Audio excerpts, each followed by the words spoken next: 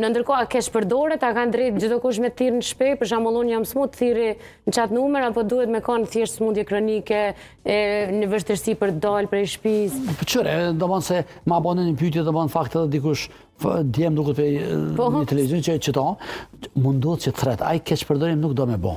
Po ka nevojë për mjek. Okej. Është keq përdorim që sot pa nevojë. Ai po vaki nuk e din, është rast emergjent. Rasti me dallu është emergjent ai.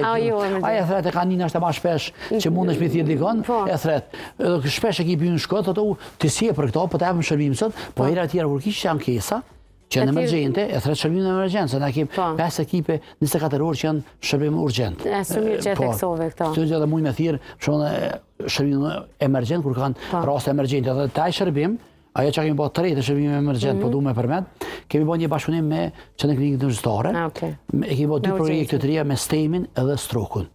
STEM-i dhe stroku janë menaxhimi, STEM-i është menaxhimi i infarktit akut miokardit, që i bjen në momentin kur një pacient athret. Ekipet tona e konstatojnë që pacienti ka infarkt me EKG, ata nuk e çojnë emergjencë pacientin, po drejt e çojnë kardiologji invazive dhe ka pas pacienti i cili pe momenti kur ka pas dyshime, dhimbje, e ka thirrë ekipin ton, mas një ore ka pas vendosur stendat.